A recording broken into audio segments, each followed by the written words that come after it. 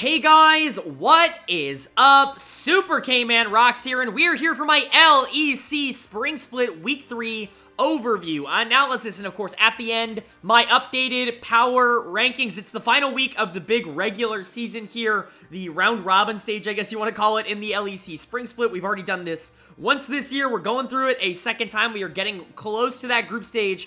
This will be the final week for teams to prove that they are not one of the bottom two teams in the league. And let me tell you, going into this week standings-wise, it certainly was not clear who were going to be the two teams that ended up getting eliminated. It is very much still up in the air for a lot of these teams. And so basically every single game this week matters, but let me know what your favorite game was down in the comments section below. Of course, I love hearing you guys' thoughts and feedbacks and opinions and all that fun stuff. It was a very fun week here in the LEC. Of course, by the end of this video, we will also know which of the 8 teams are in each group when it comes to the group stage, and so we can kind of talk a bit about what we expect in the group stage at the end, but for the most part, we've already got quite a bit to talk about in this one with 3 full days of action, 15, maybe some tiebreakers as well, games to go over. I'm incredibly excited, so let's jump right into it, starting, of course, with day number 1. We kick day 1 off with a pretty intriguing matchup between Team Heretics and Astralis, and Astralis is able to pick up a very big win here. This is a team that has already overperformed expectations by quite a bit this split. I thought their winter split was a little bit of an outlier. You know, they weren't really all that good through the first couple of weeks. They were definitely a candidate for bottom 2, but they had a great end to the season, and then they looked really good in the group stage, actually being basically like 1 or 2 games away from making it to top 4, which is insane for this Astralis team. They end up upgrading in the mid lane, going from Dior to leader, but I still looked at this team and I was like, I wasn't super excited about the top side. Jungle mid was better, but I still didn't think that it was going to be great. I've been proven wrong on that account. Astralis has been more than competitive against basically every team in the league that they have played in the spring split. They have upgraded pretty much across the board. Their bot lane continues to be really good. I think jungle mid has been way better than anyone was ever going to give them credit for, or that, you know, anyone could have ever expected them to be. And Finn on the top side, while he hasn't exactly been a carry for this team, has been solid. He hasn't had a lot of these more negative games that I think he was having throughout the winter split. And so Astralis just generally looking really good, and another nice win here over a team that is struggling on the other side in Heretics. This was definitely a controlled victory. It's not necessarily shown in the score. There wasn't this huge, like, gold gap, but Astralis held the control of this game very well, and I'll get to why that is in a bit, but let's start off with my player of the game. My player of the game is going to go to Kobbe. This was actually a little bit of a difficult decision for me between Kobbe, between leader. I think both of them were really good in this game. Kobbe was a little bit more active in terms of skirmishing and in terms of actually fighting, and so he's going to get my player of the game here, but mostly just because you look at the Jinx. If the Jinx is able to generate a lot of gold, you look at the enemy team, who exactly is going to be able to get on her and actually stop her? You need a really good engage from Wukong or Rakan, or, you know, really anybody, so that Zeri has time to get in and try to blow her up quickly, because Jinx just outranges everybody on the side of Heretics. Unfortunately, they were really never able to piece together a great engage that actually helped them be able to secure anything in this game in terms of skirmishes, and so Kobbe was able to get really far ahead and was able to, like, really make a lot of these fights in the mid game a lot easier, especially towards, like, the 20-minute mark for Astralis. But leader definitely deserves a small shout out, or a big shout out as well, not only for playing well, but for pulling out Zed in 2023. That's awesome to see this champion come out in 2023, to see it be played at, you know, the LEC level, and for it to win, and for it to look like really good in the win is really impressive. Astralis went for a little bit more of a 1-3-1 comp here, getting the Jax and the Zed in side lanes, and just taking tower after tower after tower, and that's what I kind of mean by controlling the map, is you can give a lot of credit to Astralis for, you know, being able to close out this game quickly, but it was never really all that in doubt, despite what, like, the score and the gold lead would actually tell you. I think this game was definitely firmly in favor of Astralis. They really did control basically everything that was going on in this game, and especially in side lanes, and the Zed was a big part of that. Really, there was no one that could stop Zed. You needed the Gragas to be able to go against the Zed. He was really the only one who could survive that full engage, but Gragas was also needed to stop the Jax, because Cassiopeia was really not going to be able to do that, and so you had the Cass ending up in the side lane against the Zed. That's a win for Astralis. You had the Gragas in the side lane against the Jax. That's a win for Astralis. And then 1-1-3, Kobbe and Jonghoon were winning every single 3v3 that they were going into. 1-1-3 also had a great game. I want to give him a shout out as well. He has improved so much over the course of the year so far. We were talking about him going into the year as potentially the worst player in the LEC, and that's just not been the case. He's been more than solid. I think really the big improvement for me has been his macro, his mental. Early in games especially, this was someone who I think definitely had no idea how to transition something into the mid game, especially in the LFL, and even towards his beginning time in the LEC, it very much felt like a talented player that didn't really have an idea of what to do with gold, but you know, credit to the coaching staff, credit to the rest of these players. He's done a really good job developing and really learning from a lot of these players, becoming a much more well-rounded player, I would say, overall. And that was definitely shown off in this game. Overall, this was just a really good win for Astralis. Not a lot of negatives to give out for this team. And then for Heretics on the other side, frustrating loss. This is a team that is definitely competing to not be in bottom 2. As you can see from my power ranking at 9, I think they probably will be. I thought they would be at the beginning of the split. They were one of the teams I predicted there, but you know, the way that they're doing it is definitely disappointing. I think, obviously, early on in the split through the first 2 weeks, you're looking at the solo lanes as being a little bit disappointing, but really it was the bot lane that did not step up in this one. Mersa's going to be getting my dud of the game here. I like Mersa a lot. I honestly think he's been underrated as a player in 2023. I hear a lot of talk about Yankos being the only player who's trying anything on Heretics. I don't agree with that. I think Mersa has made a couple of really good plays throughout a couple of their games, but this was not one of them. He was actually really passive in this game, and it was a big reason why Heretics ended up kind of faltering. I think in general, Heretics was just really passive this game. They were kind of willing to let the game come to them, and unfortunately, they adopted the strategy of do nothing and lose, and that's just kind of frustrating, right? A team with Yankos, I want to see more aggressive plays. I want to see more early action, mostly because basically everybody on Heretics got something they're comfortable with. Jack on the Zeri, which is a big pick for him. Yankos on the Wukong, most notably Ruby on the Cassiopeia, which is by far his best champion.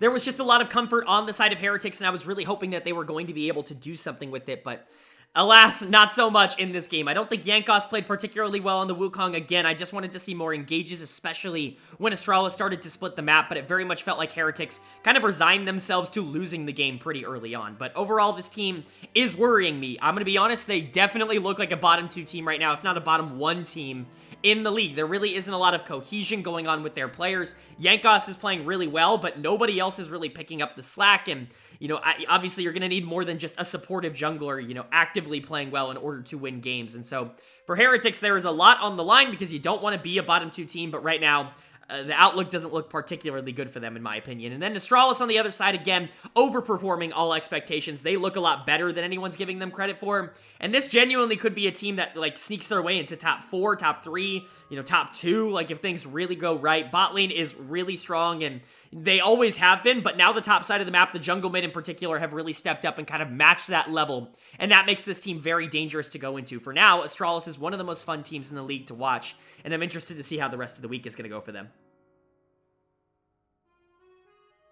And then moving on to our second game of day number 1, and this is another interesting one on paper. Two teams that I think are definitely trying to keep themselves out of the bottom 2. One a little bit more confident in that than the other, though.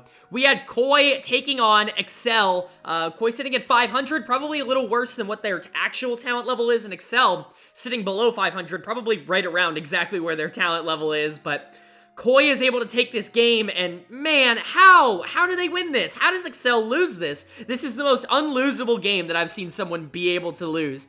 Actually insane. I mean, a complete throw. I understand a lot of people are going to look at this and be like, well, Excel had a super early game comp, and, you know, Koi got to scale. We eventually hit a point at 35 minutes. We got to 4th Dragon where, you know, there just wasn't a lot that, you know, Excel actually could do because Zeri and Azir had gotten to the point where they could just out-damage everyone on the side of Excel, but I mean, still, like, you were up like 5, 6, 7, 10k gold at points in this game. To be able to still lose this feels almost unbelievable. It feels almost impossible to have happened, and honestly, it couldn't have happened to a team more deserving than Excel. That's just kind of what they have been. One thing to note, VTO is out, Abadage is in the mid lane. There's a little bit of drama surrounding that situation. I'm not really going to go over it here. The team claimed VTO was sick. I know COVID is going through the team, but they claim VTO is sick. VTO went on Twitter to say, I'm not sick. They just wanted to bench me. So I don't know what's going on, but either way, Abadage is in, and, you know, he had some interesting showings, but we'll get to Koi first.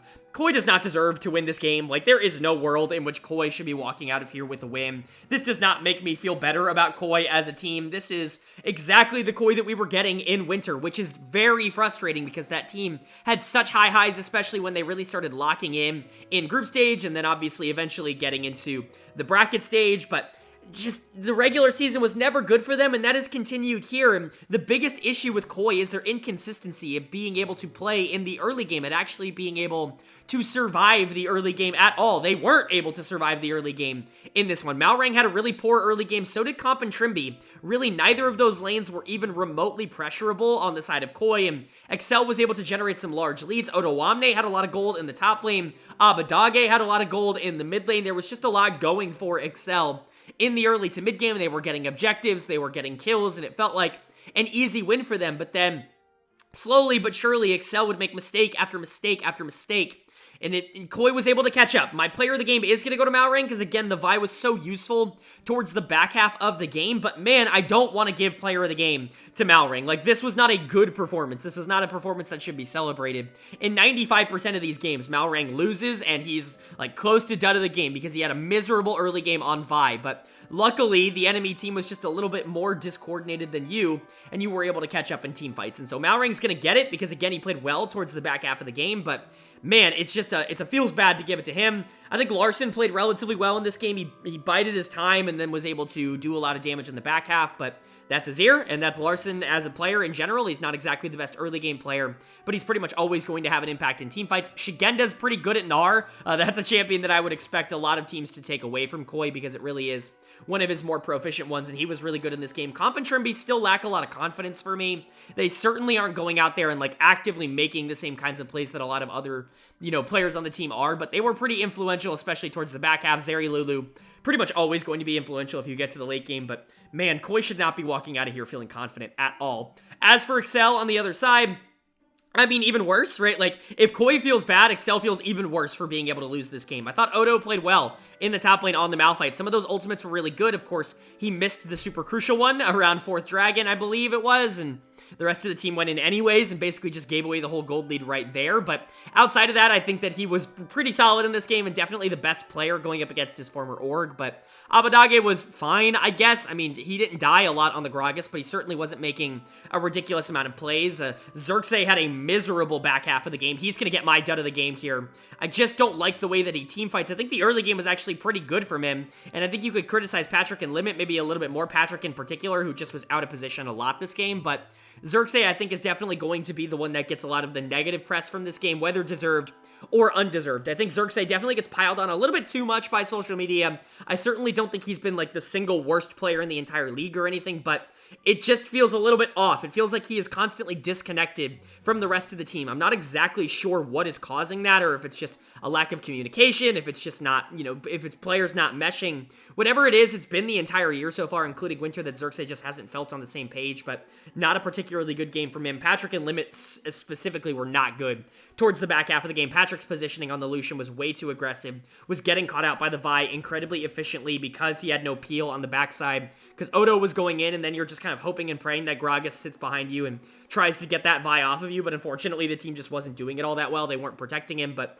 again, he could have done a lot more in that same vein, and so for Excel, it's just a lot of negatives, man. Like, I'm losing confidence in this team very quickly. They were rather competitive in week 1, and, in week 2, they were losing, but at least they were, like, keeping up, and now in week 3, it just feels like a lot of the wheels have started to fall off this team, which is just, I hate to say it, but, like, it's not all that out there, right? Excel was one of those teams that just never felt like they got it together macro-wise. There was a reason they were the worst team in the league in winter split. And then for Koi on the other side, congrats, I guess. You got a win here. It wasn't exactly a good one, but a win is a win. You're going to be able to take that, and, hopefully this team is going to be able to build on that and move somewhere into the future, but for now, like, you've got a lot of problems to fix, specifically in the early game. It's something that this team really has not been consistent at all split long, and this game did not change my mind about that, not even one bit.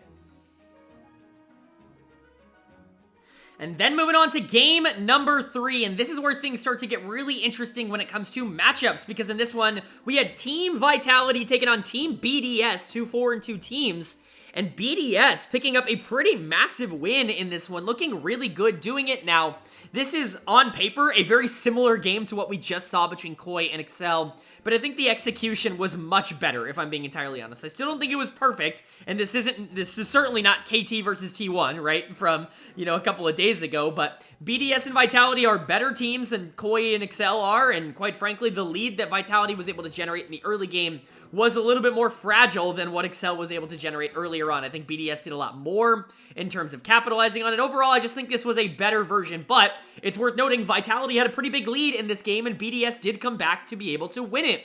And so big credit to them. My player of the game is going to go to Adam in the top lane on this Malphite. Looking really, really good. This pick in general has just looked really strong, I would say, over the course of not only this week, but basically all regions so far in recent weeks. It's really strong in the 1v1s.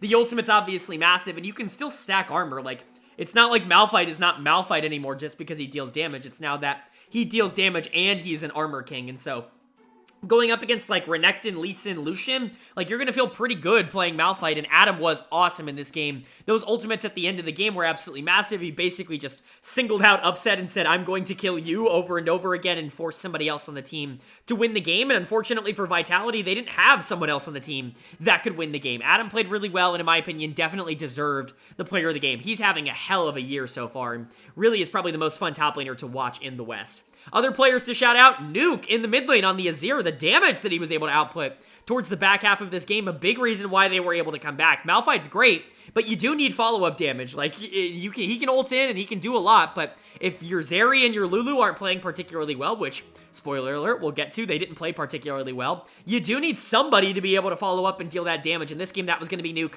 on the Azir. A really fun game from the solo laners for BDS, and that's always going to be incredibly important. Crowny and Labrav have definitely been the strength of this team over the course of the year so far, but if you're getting these kinds of performances from players like Nuke, that's going to be massive towards bringing them to the top of the standings rather than them just being kind of a good team, right? And then Sheo in the jungle on the Elise couldn't actually generate an early lead against the Lee Sin. Usually that's a death sentence for that champion, but he was still relatively useful. Cocoon is still really good in the late game just for lockdown CC if you're able to hit it. And then, obviously, damage is still going to kind of be there for Elise. She's just going to die incredibly quickly. But overall, I thought BDS played fine, maybe outside of the bottom lane, who was kind of troll this game, I'm not going to lie. Crowny was really, really poorly positioned. Labrav had some awful ultimates this game.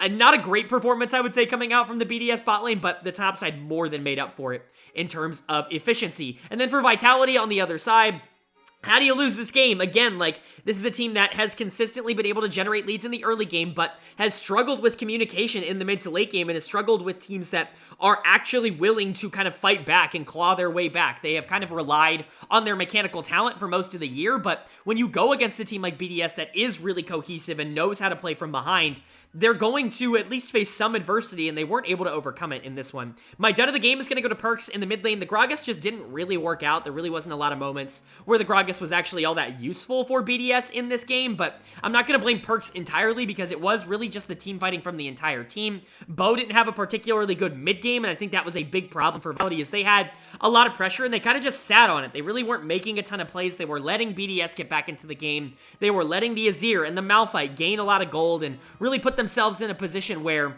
if anything were to go wrong, like, BDS absolutely has the opportunity to capitalize on it. And, you know, big shocker, like, something went wrong. It's going to happen. It's just, you need to put yourself in a position where even if something goes wrong, you have outs, right? But unfortunately for Vitality, it just doesn't feel like they have a very good idea of what they want to do towards the back half of a lot of these games. Upset was pretty good this game if he wasn't perma-ulted by Adam in a lot of these team fights, but I thought he positioned well. I thought Kaiser was fine. There's really only so much you can do on the Nami, but Lucian Nami won super hard early, and so big credit to them for that. I still think that pick is relatively weak, but it still does what it's supposed to do, which is win in the mid-game skirmishes. Photon was fine, I guess. Adam was significantly more useful in the late game, but Photon did a good job trying to generate that lead early. It was really the jungle mid duo, in my opinion, towards the back half of the game that was creating problems for Vitality, and this is just kind of a symptom of a bigger problem, which is the macro and the communication between this team. That has always been really the only thing that it feels like is holding Vitality back. Yes, Bo can get a little bit over-aggressive at times, and this team can lose games by making too many plays, but for the most part, you know, those plays are good. There's a reason they're 4-2. There's a reason that we were looking at them as a top 2 team in the league, and it's because mechanics-wise and like talent-wise, they go toe-to-toe and probably beat anybody in the region just in terms of talent and mechanics. The problem is they don't really have a good idea of how to put it together. They've been able to stomp teams that maybe don't have the same kind of cohesion after they generate early leads, but I'm going to be very interested to see in group stage if this team is going to be able to actually close games out efficiently against teams that actually know what they're doing. Because so far in the regular season, I haven't exactly gotten a ton of confidence that they're going to be able to do that.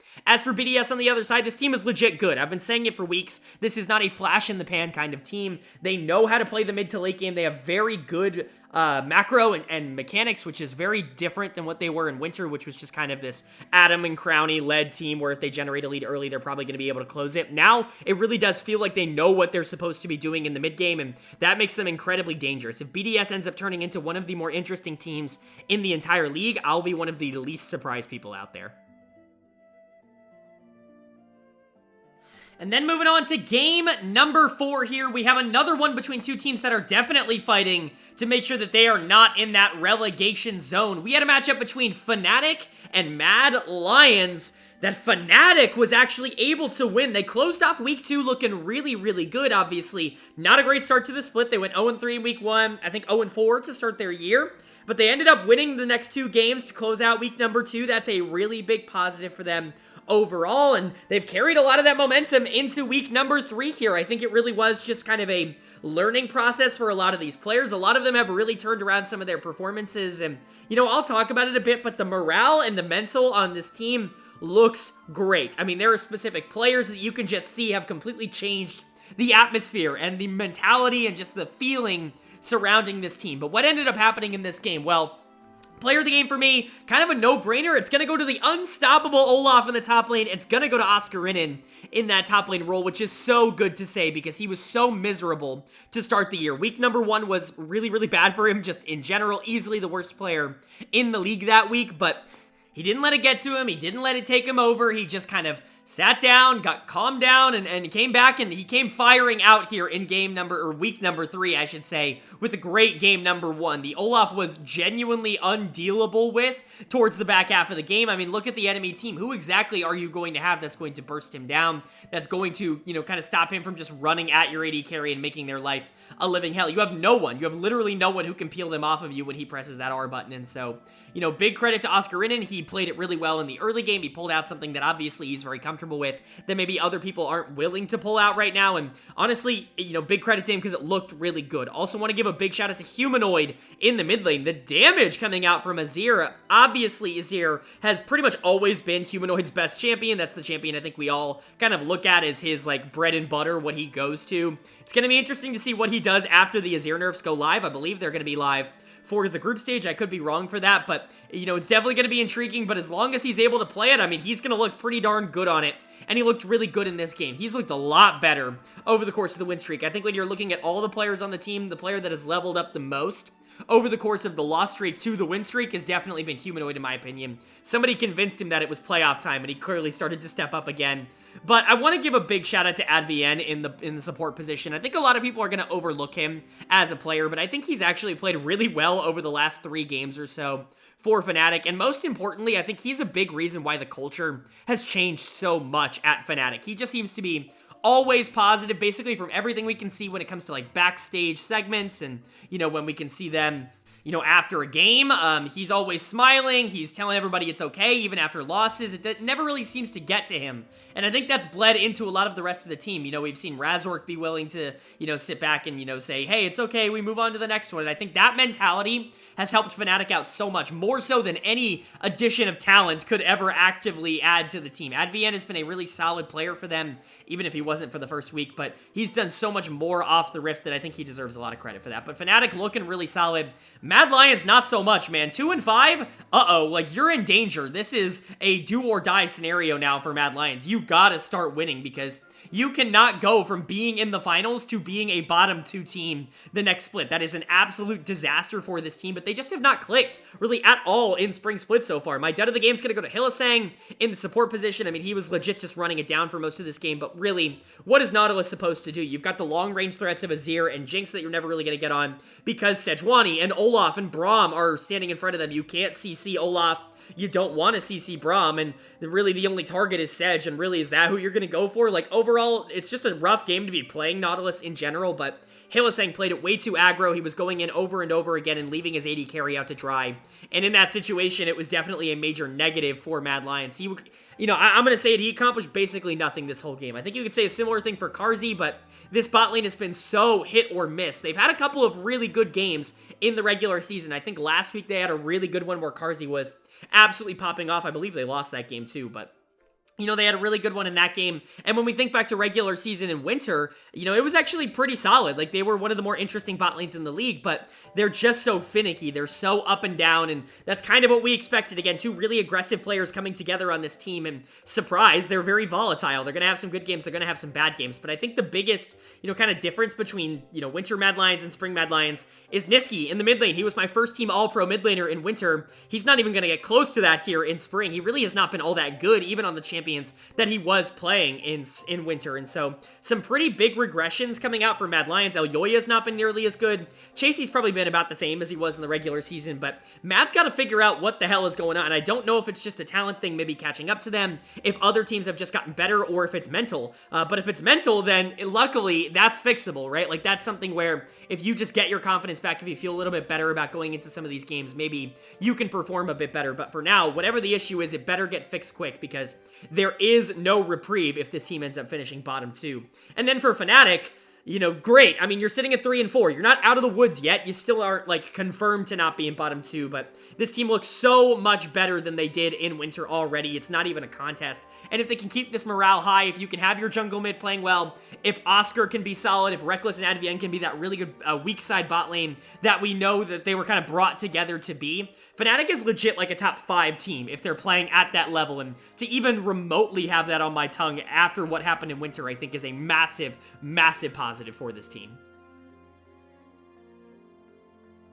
And then moving on to our final game of day number 1 here, it's another really intriguing matchup between two teams near the top of the standings. We had SK Gaming taking on G2 Esports, and G2 does get the job done. They're able to pick up the win here. I always say that when it comes to G2. I always use the verbiage, get the job done, because they are favorites basically in every matchup that they actually go into. It's all really just about whether or not the good version of G2 shows up. Luckily for them, I think it did this game. Although credit to SK, they really were trying to make plays, but I do think they put themselves at a little bit of a disadvantage in draft. You've got an early game bot lane in the Lucian Nami that I think generally is pretty weak, alongside the Elise, which can create some explosive stuff in the early game, but you're going into Kalista, which I do think shuts that down relatively well. And then you look at the rest of the team, you're playing Akali as one of your main late game damage dealers, but you're playing it into Cho'Gath, Maokai, Nautilus, even like a Jace Kalista. Like, it's very difficult to assassinate people, especially if they just group on this team, and that's kind of what ended up happening, is SK,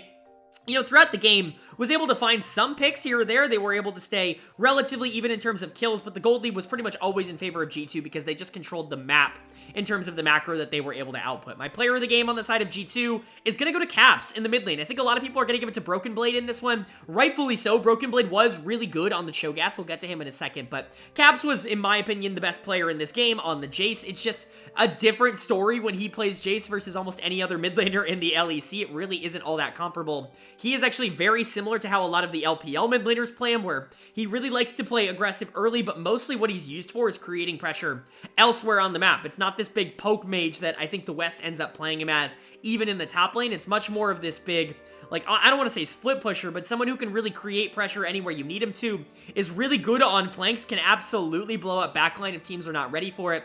And Caps is just really good, right? His mechanics and his positioning are near perfect, so you put him on a champion that can really capitalize on good mechanics and good positioning, and he's going to be able to do a lot with it, like he was in this game on the Jace. Again, like I said, a lot of people are going to give it to Broken Blade, but in my opinion, the difference maker in this game for G2 was Caps. That flank in the backline in what I believe was one of the final fights of the game was just beautiful from Caps, and it was a big reason why they were able to win here. But Broken Blade was also really good on the Cho'Gath. I still think Cho'Gath is relatively underplayed as a pick in this meta. We've seen people picking up the Malphite, and I think that's a good call, but Cho'Gath is another thing that I think can really operate well in the current meta. I think he does really well into a lot of the meta top laners, and Broken Blade pulling him out here kind of shows that. If you can get him to be absolutely massive, he can chomp you and destroy you very, very quickly. Certus really didn't get to play the game a lot towards the back half half here, because as soon as the Akali went in, point and click execute, and she's dead, right? Like, there's nothing else that she can do. And then there goes, like, most of your damage on the side of SK, because the Lucian really isn't that far ahead. And so, Broken Blade and Caps really kind of standing out, being good this game. But everybody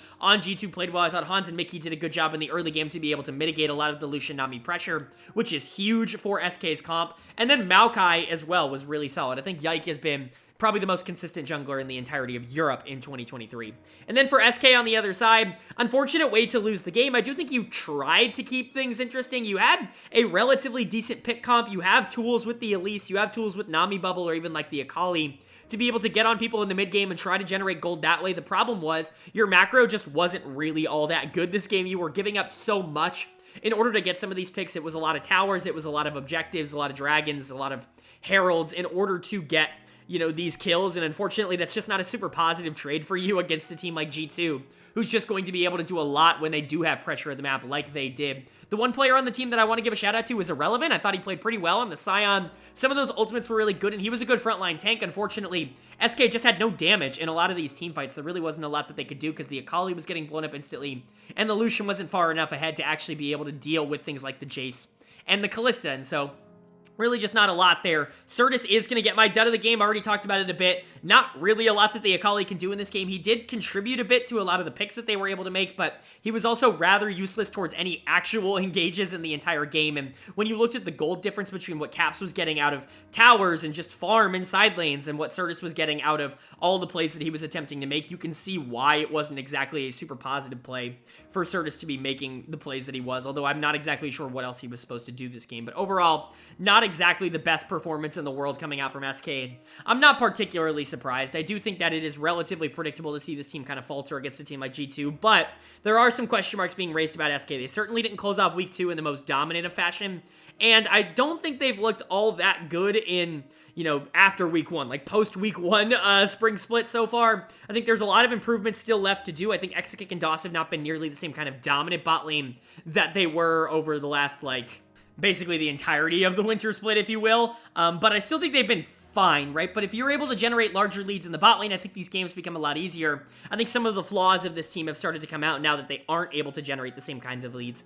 I do think Irrelevant's been fine. I think Marcoon has been fine, but Certus has taken a little bit of a step back in terms of being able to carry. I think there's been more responsibility on his shoulders because of the bot lane not really being like the number 1 or 2 bot lane in the league in this split, and I do think that makes SK a little bit more vulnerable. I still think that they are a solid, talented team, and they've got a lot going for them, but I'm not exactly sure they are like a top 3 team guaranteed, like I think they were kind of looking like at points throughout the year. And then for G2, I mean, until proven otherwise, this is the number 1 team in the LEC. I know that, you know, on paper, a team like Vitality might be able to compete with them, but there is no team that, you know, I believe in more in terms of inconsistency than G2. I think when the games matter, I trust Caps, I trust Yike, I trust Hans and Mickey, and I trust Broken Blade. And I know a lot of people are going to say like, oh, but Yike and Broken Blade maybe not, you know, who knows, right? But I trust this team. I think they're going to be fine, and there's a reason they've been at number 1 the entire season for me in the power rankings, and it's because of games like this where when they really need to win against an actually good team, they pretty much always step up.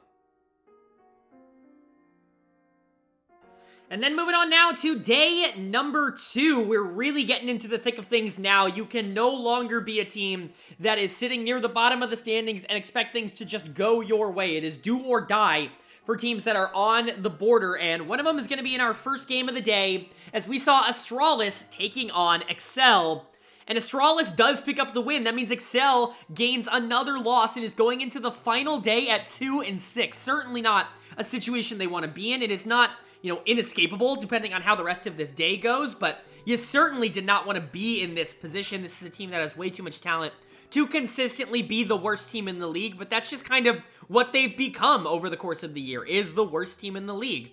But talking about Astralis first and foremost here, they actually played this game really well. This was really dominant from them. An incredibly good draft coming out from them. They basically got everything they wanted in this. Obviously, when you give 1-1-3 in leader, you know, Viego plus Aurelia, that's already a pretty big no-no going into this team. But Jonghoon on the Ashe has been something that he's played really well. And Finn on something he can side lane on and be efficient with in the 1v1. That doesn't mean the picks that they ended up getting. My player of the game is going to go to leader in the mid lane because he was the one who I think stood out the most in terms of the plays that were made. But I do want to give a massive shout out to Jonghoon on this Ashe. I really do think that the flashy plays that Jonghoon made were the most important and probably the most impactful on this entire game, but I would be remiss to not pick Leader as my player of the game because he really was just kind of dominating from the mid-game onwards. They had something against Abadage in this game. I think we know what it is, obviously, if you remember the reports, that Astralis actually offered the mid lane spot to Abadage, but he turned them down because he didn't want to play for the team. It seems that Astralis took that personally. Leader especially took that personally, being the second choice, and he came out here to prove that that was the wrong decision, that he should have been the first choice all along, and honestly, he played a lot better than him. But like I said, Jonghoon's arrows on this Ashe were basically point and click the entire game, even across the map, just homing missiles coming out from him, and those arrows are incredibly important. Obviously, that champion's been nerfed into the ground in terms of what she's able to do at the support position, but the arrow is always going to be a good ability, whether or not she is doing a ridiculous amount of damage in CC after that or not, right? Like, it's always going to be super useful. I thought Kabe followed up well, but really, this was a jungle mid support game. This was 1-1-3 playing really well on the Viego, getting resets in later fights. This was Leader attacking and destroying Abadage in lane, and it was Jonghoon really assisting that a lot. Overall, Astralis just played really well. Really fun team to watch right now.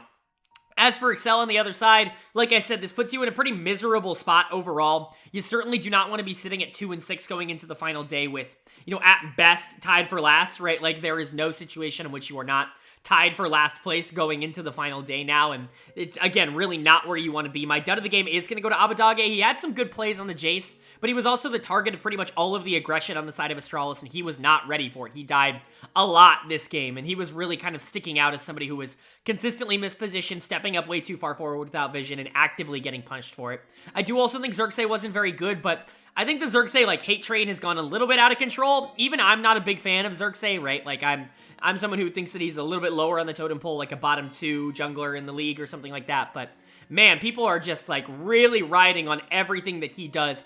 People are willing to excuse everything that Odo does, and they are willing to blame everything on Xerxes. And yes, he should have been a little bit more active in the early game. He should have tried to gank a little bit more with the Jace there, especially because he was getting punished. You want to try to get that Jhin ahead, but, you know, that's not Xerxes' style, and really they shouldn't be drafting a comp like this if they don't want to go ahead and try to make some early plays. But blaming everything on one player on Excel is just wrong. If you're looking at this team and you're saying that it's one player's fault, I mean, that is obviously not the case. There are clearly major issues at play here. This team already blew a gigantic lead in day number 1. Now they get absolutely destroyed by having no macro in game number 2. There really is just a communication, a mental block, maybe a morale block for this team. I don't think that things are going to get better so long as these players are playing together. You've swapped out 2 members already. You know, there's rumors about them potentially swapping out a third, you know, if things continue to go south going into the summer split. But I really don't know what the answer is going to be besides just overhauling the mentality of this organization. It feels like basically all the players just,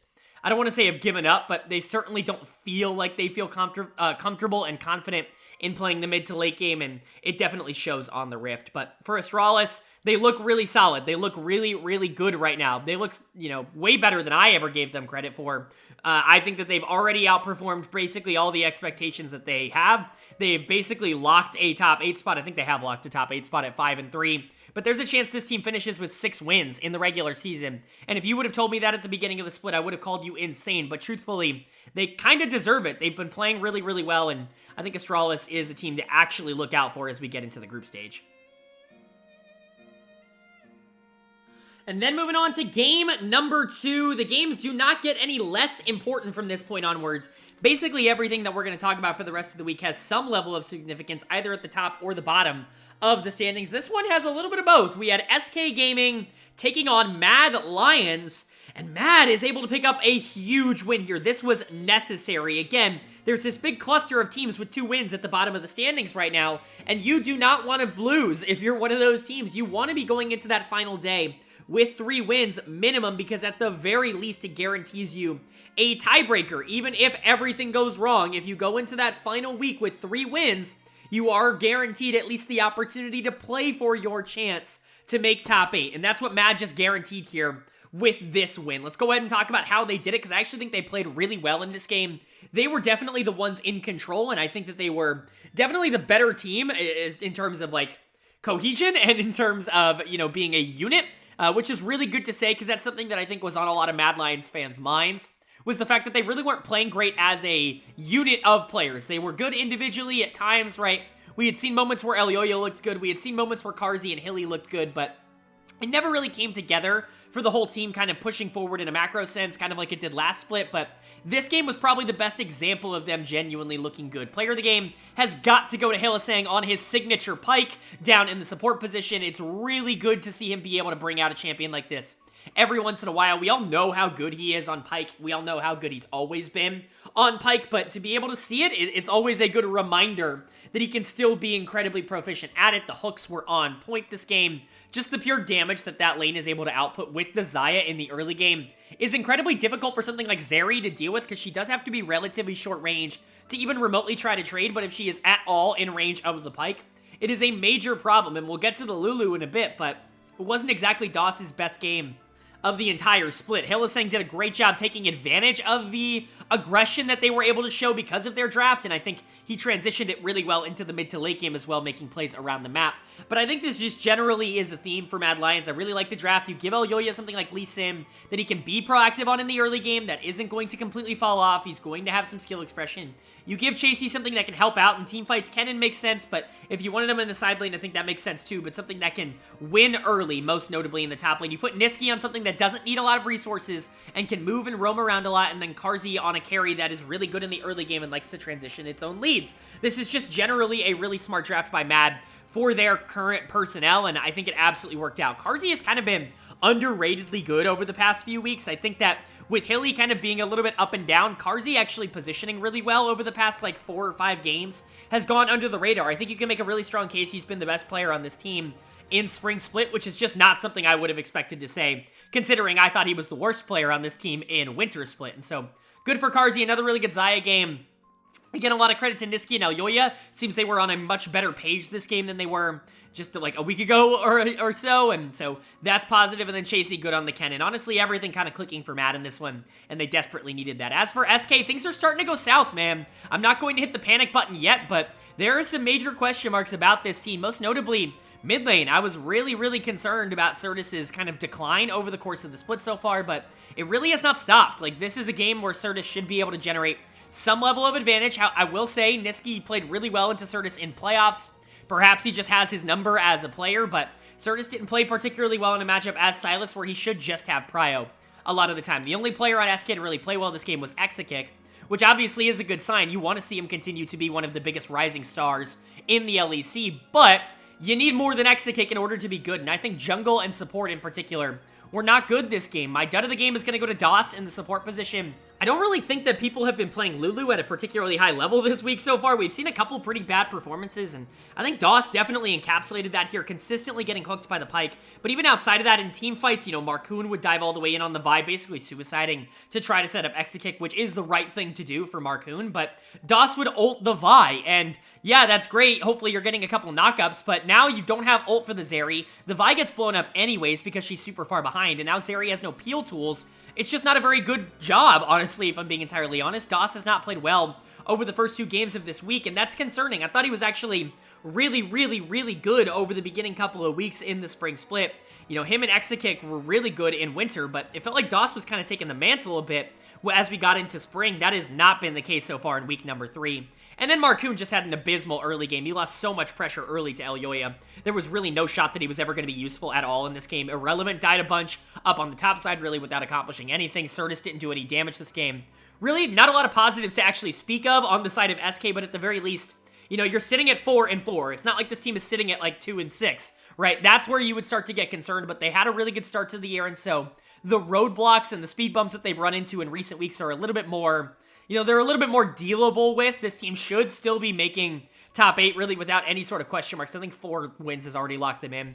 But, you know, at the very least, like, you would have liked to see them be a little bit more competitive against a team that has really struggled right now in Mad Lions. But for Mad, massive win, incredibly essential. You do not want to be on the losing side of this because, again, you do not want to be moving into that final day at 2 wins. That is a really difficult position to be in. It is win or go home at that point. And so, good for Mad. Nice win here, but definitely need to see a little bit more, especially out of a team that I think has higher expectations than just barely making top 8. Then moving on to our third game of day number 2 here, and this is a little bit of a top-of-the-table clash, maybe not so much in terms of recent form, but in terms of standings, two teams that are relatively close. Team BDS taking on Koi, and BDS picks up another really big win here, and Koi continues to, quite frankly, struggle a little bit. They did not look particularly good this game, but let's give a big shout out to BDS. This team is legit. They're 6-2. There is a very real shot for them to be able to finish first in the regular season in the LEC. Not just like top 2, top 3, top 1 in the LEC regular season, which would be absurd for this organization. I just want to calmly remind everyone, by the way, that this is the same team that literally everyone was saying should be kicked out of the LEC. They're not trying. They're never competitive. What's the point of having a team like them in? This is a friendly reminder from your neighborhood YouTube commentator that 1 year does not equate to an entire franchise's, organizational value. Obviously, anybody should be able to know that. Obviously, Reddit doesn't because it's Reddit.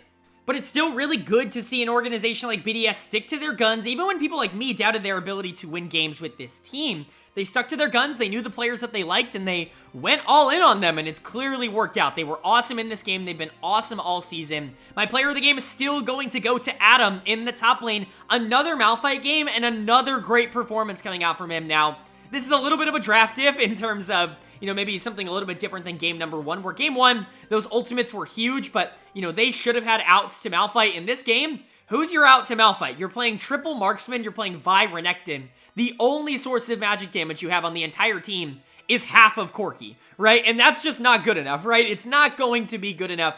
Larson did okay in this game, but Comp and Trimby were entirely useless. Early game definitely has a little bit to play in that, which we'll talk about, but a lot of that in the late game is they're going up against an armor-stacking Malphite. Like, what else are you supposed to do this game? It completely shuts down everything that Koi wants to do. Clearly, Adam's very adept at the champion. The champion is very strong right now. He's able to do a lot of different things in lane and out of lane, and it just makes this team so much more dangerous. You have a playmaker coming out of the top side, and it's a tank, and it's something Adam can really win on in the early game, and so big credit to Adam. He's been awesome. I mean, he's legit, like, maybe the MVP of the spring split so far. Like, he's been awesome for BDS, for a team that is legit one of the best teams in the league. Really good stuff coming out from the top laner. Also want to give credit to the bot lane here, Crowny and Lebrov, who had a really good game. A nice bounce back. They weren't particularly good in game number 1. They were a big reason why that team almost ended up losing that one, but they definitely bounced back here and were by far the better bot lane between them and Comp and Trimby, especially in the early laning phase, which just shouldn't happen when you are playing Zeri Nautilus into Varus Ashe.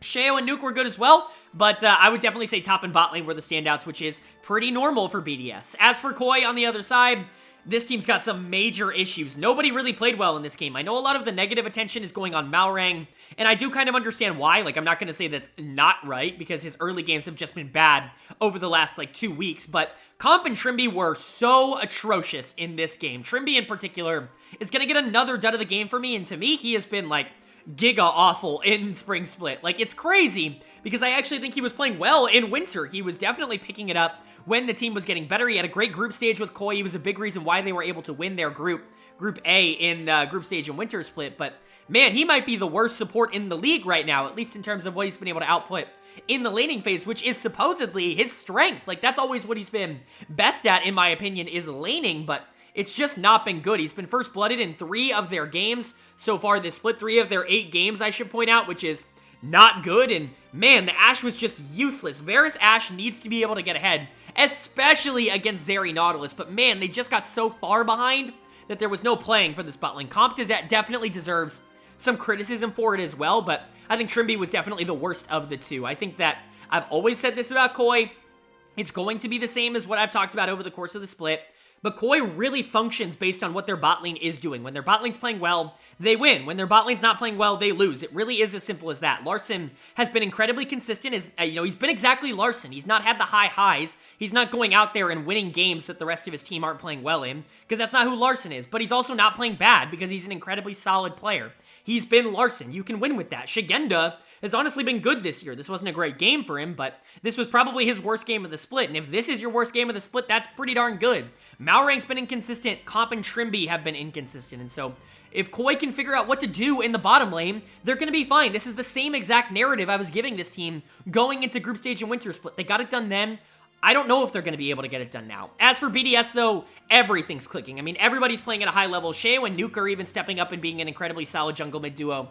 But your top and bot lanes are legit some of the best in the entire league. And it makes your team one of the most dangerous to go into because there really isn't an easy way or an easy game plan to be able to target BDS's weaknesses. They don't really have a lot of them. You're just going to have to hope that they're not playing up to their standards and that they don't get to pick some of their crazy off-meta stuff for some of their really good players, because when they get to control the pacing of the game, when they get to control kind of the champions in the draft that is selected, they often just don't have any counterpart. And then moving on to game number 4 here, and a little bit unlike some of the other ones today, this is really a top team versus a bottom team, and if it went any other way than the way it actually went, I would have been surprised. We had Team Vitality taking on Team Heretics, and Vitality does pick up the win. They had been free-falling. They started 4-0, and they've been 0-3 in their last 3 games before this, but luckily, the fix for a losing streak is absolutely Heretics right now, who are just in some of the worst form that you could possibly be in the LEC. This is not a very good League of Legends team, and I think that is being exposed basically weekly at this point. But Vitality is good. They just haven't exactly fixed a lot of the problems that this team has had. I don't want it to seem like I'm saying Vitality is a bad team, because I certainly don't think that they are a bad team, but their issues are very paramount, and I think that they've become incredibly predictable as a team in terms of what they want to do, and most of that revolves around generating early leads. Unfortunately, they really weren't able to dominantly assert themselves in the early game of this one, even though I do think Bo tried. Really, when you're looking at what Vitality was able to do, you're just looking at a bot lane that got so strong that there really was no accurate answer for it, and that's where a lot of the discussion for me around this series is going to lie, or around this game is going to lie, is the bot lane, because Upset and Kaiser were both phenomenal in this one. You can give player of the game to either. I think Broadcast gave it to Upset. I'm going to give it to Kaiser in the support position. I think that he's going to go underrated for how well he played Lulu, and after watching a bunch of just bad Lulu games so far this week, to see one that was so proactive and, you know, with perfectly timed shields, perfectly timed ults, like, it just made me feel good, and so Kaiser's going to get my player of the game. He was everywhere on the map. I know that obviously he's very well known as a player for being a more roam-oriented style of player, somebody who wants to get out on the map, somebody who wants to try and influence a lot of the other lanes, rather than just sitting in bot lane. But as Zeri Lulu, typically you're not going to see the Lulu leaving lane to try to make plays elsewhere on the map, but Kaiser was a little bit of everywhere in this game. Obviously, Zeri also on the move quite a bit after generating that lead in the bot lane, and Upset and Kaiser really just kind of gave gold to everyone else in the game, most notably Bo. I do want to say, though, when it comes to Vitality, their solo laners, not actually all that good in this game, if I'm being entirely honest. Photon, Perks, not really showing a ton of, you know, a transparency, I would say, in this game. Perks was just kind of bad in general. The Silas wasn't necessarily the problem. He just didn't actually play all that well, and this is honestly worrisome to me because, again, you know, I don't mean to keep bringing up previous splits, but Perks is kind of notorious for having great starts to the year and not necessarily ending them well, especially on Vitality. That was the case in 2022 summer last year when they missed the playoffs because of a horrendous final week of the season.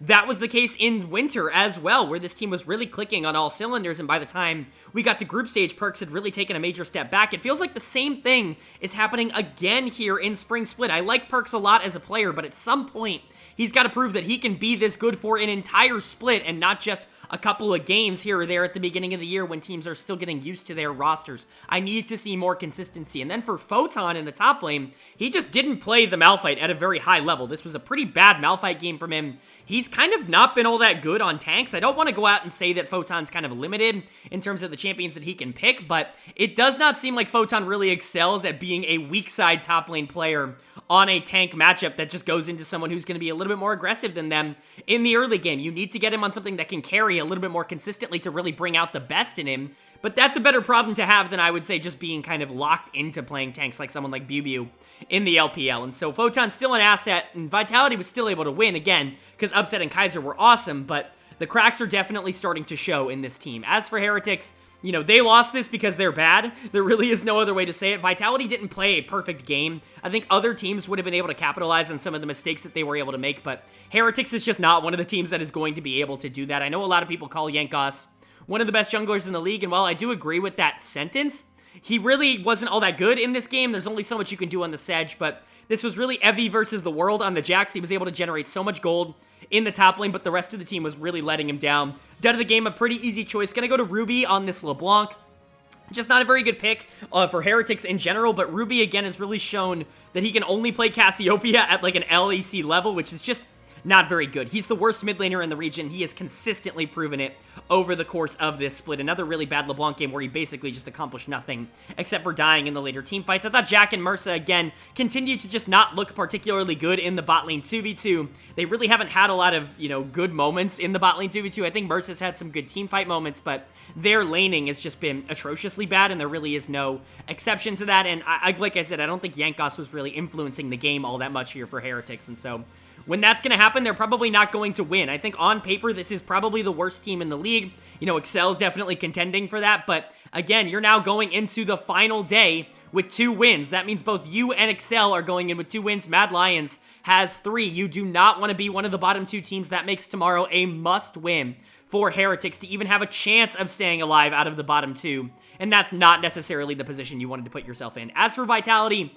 this team is ridiculously talented, and the bot lane has been really good for them, but the consistency of topside does worry me, and this was a problem that, you know, we kind of tracked all the way back to last split. Hopefully, they have figured some things out in between that time. Hopefully, adding Upset and, you know, having a little bit more time to get more cohesive in the mid game has helped this team, but right now, the concerns are absolutely going to still be there for me. And then moving on to our final game of day number 2 here, and it's the most historic matchup in LEC history. It's always a blast to watch these 2 organizations go head-to-head, and it was no different here as we saw Fnatic taking on G2 Esports, and Fnatic was able to pick up a massive win. Very surprising here. I did not see this one coming. I know G2 doesn't necessarily play well against bad teams, but ironically, Fnatic has not been looking like a bad team over the past few weeks, and that was only cemented with this game. It really feels like they have found their form, and it really feels like they have perfected the playstyle that they want to go to. They really struggled with, I think, generating an ideology in early series, especially in Winter Split, with kind of playing to their players' strengths, but I think their drafts in particular have gotten so much more cohesive towards what this team actually does best, and they really have put them in a situation where they can succeed a lot more efficiently. You've got Oscar Rinnan on a more carry-oriented 1v1 champion in the top lane, something he can express some of his aggressive skill potential against, you know, against other top laners in the league with, things like the Jax. You have Humanoid on his Azir, but something that scales into the late game, something that can be good but is safe in the early game as well, isn't going to completely cost him if he makes a mistake in the early game. And then Reckless and Advienne on weak side bot. Like, this is what they should have been playing all along, but they were scared to trust Oscar in the top lane. I don't think they were able to trust Humanoid as well, and so a lot of pressure fell on Razork in particular, but also on Reckless to be able to win a lot of their games, and I think having this setup is so much more advantageous for Fnatic.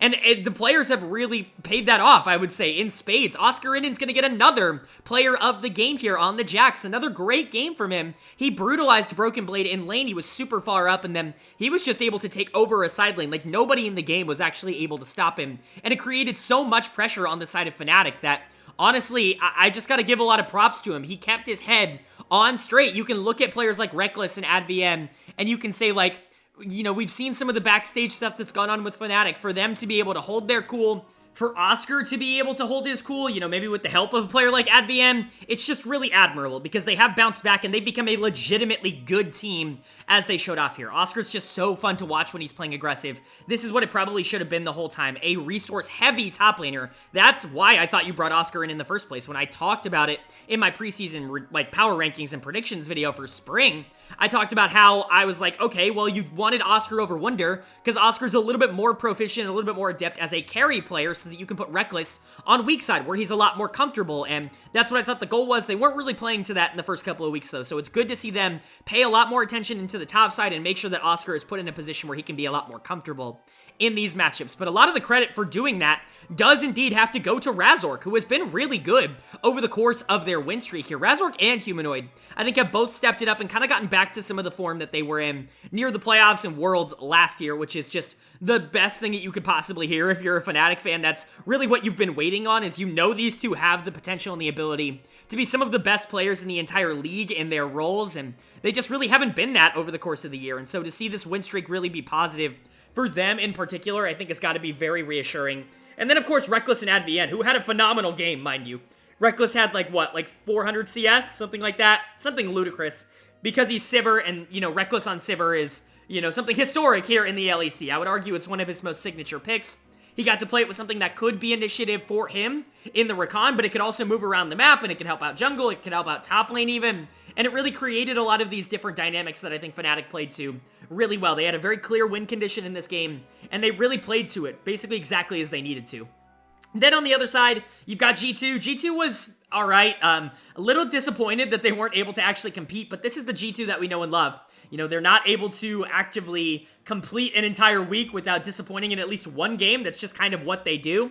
My dud of the game is going to go to Mickey X in the support position. Kind of wild that Reckless earlier in the week played against Hylissang, and Hylissang completely ran it down, and then now in the second game he plays against Mickey X, and Mickey X kind of runs it down. Something about Reckless's former supports playing against him and, you know, doing them some favors, I guess you could say, but Mickey was not very good in this one. I think some of the Renata ultimates were quite bad, and I think he was just by far way too over-aggressive in the early game. He kind of allowed Sivir to be able to push up a lot in that leaning phase, and, you know, especially when he was moving around the map, he was basically a free target for the Wukong to be able to jump on, and the Jax to be able to jump on as well. I don't think Hans was particularly good either, but at the very least, he wasn't, like, mispositioning in the same way that Mickey was. The only other player that I would say was a little bit too far forward in a lot of these engages is Caps in the mid lane, but he's Silas. He's supposed to be. He can probably get away with it, but just generally, it's just kind of interesting to see all of Reckless's former supports that he has played with kind of run it down against him. Maybe they're, you know, trying to uphold the friendship. You know, who knows? Who knows? Obviously, there are some memes behind that, but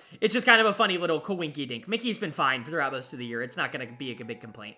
It's really hard to give an actual analysis of G2 in this game, because I really don't think this game was about them. It was really just about Fnatic. Yes, Mickey and Caps didn't play all that well, and Broken Blade kind of got beat in the top lane, but generally, like, they were just a little bit slow on the draw. They ended up getting behind early, and they ended up losing. It's going to happen every once in a while, but again, this team should be able to bounce back. Until they prove to me that they are not the best team in Europe, I'm going to believe they're the best team in Europe, and one loss to Fnatic is not enough proof for me. I'm still going to have a lot of faith in this team, even if I am a little bit disappointed that this team can never really seem to get it done to try and be the #1 team in the regular season. But Fnatic has just secured their spot in top 8, which is huge. Again, normally I wouldn't even consider this a big accomplishment for a team like Fnatic, but they were not that last split. To have not made top 8 and then to come back and bounce back and have a really bad start to the split in spring, but to keep your mental on and then go on this big 4-game win streak, it's just a really good sign for Fnatic fans. They have to be really excited with how the young players are playing, or the new players, I should say. In particular, Razork, Humanoid, and Reckless have also been really good over this stretch. Fnatic really does feel like they're clicking right now, and if there was ever a time to start playing your best league of the year, it's right before group stage. And then moving on to day number 3, our third and final day of week 3 here, and our final day of the regular season. We might have 5 more games, but we might have more, depending on if there is a tiebreaker situation to see who ends up getting out of the bottom 2. But kicking us off and kicking off our final day of LEC Spring Split action, we had a matchup between Team BDS and Excel.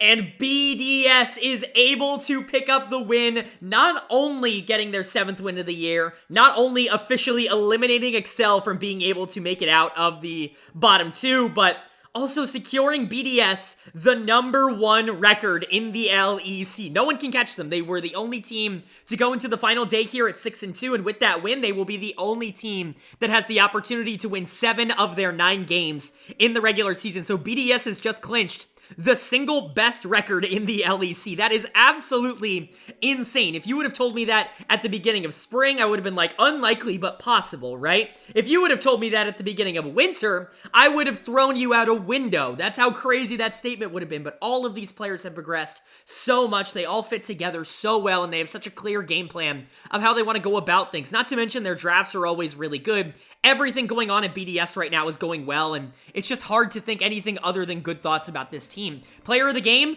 I'm sorry, I know it's repetitive, I guess you could say, but my player of the game is Adam in the top lane. He's gotten in all 3 of BDS's games this week. You know, no spoilers, but player of the week is certainly on the mind, is what I'll say. Adam was just so good in this one. He blind picks the set, basically begging Odo Omne to pick something that counters him, but he knows that no matter what Odo picks, he's going to be able to beat them. That's the kind of confidence that Adam has.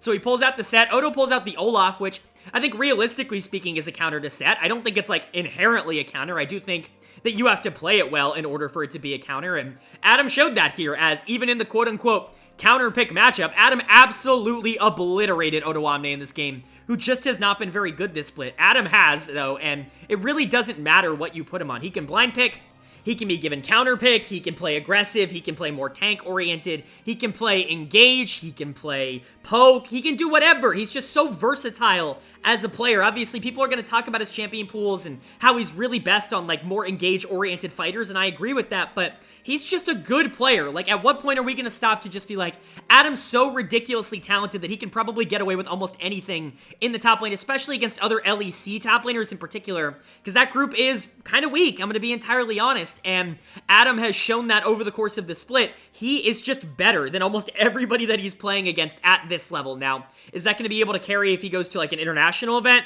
I don't know. You know, that's where I start to get some question marks. But in terms of the LEC, like, his mechanical skill and his just sheer dominance over the players that he's playing against has certainly come out the split. Crownie and Labrov continue to be really good. Crownie goes AP Varus this game, and it really works. I almost wonder why more people aren't building this, because what it does is it absolutely shreds tanks. Like, Gragas had nothing this game. One arrow from Crownie, one Q from Crownie was like 70% of Abadoge's health, and he couldn't play the game at all. It was a really good build, and it was really influential in this one. I think they've been buffing AP Varus over the past couple of patches or so, and it's definitely gotten to the point where I think it's now secret OP. People are just not willing to pick it up because it's a little bit off meta. And then Labrov was so good on Renata. This is just another really good game coming out from him.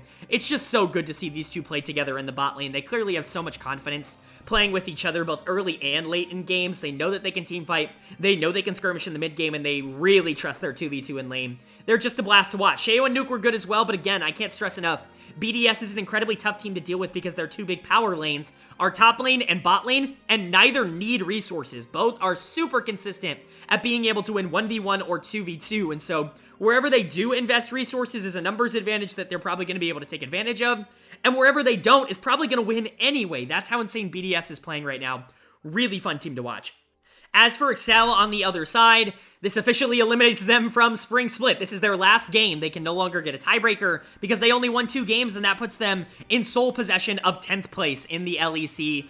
Back-to-back 10th place splits for this Excel team. It's just unacceptable. With the talent level that's on this team, there is no excuse for them not being able to make it out of bottom 2, either in winter or in spring. It's a little bit more predictable, obviously, in spring compared to everything that happened in winter, but still, like, it can't happen. You can't be this bad, and the players are bad. Like, I want to make that clear. It's not like they're playing well and just, you know, some macro mistakes are causing them to lose games.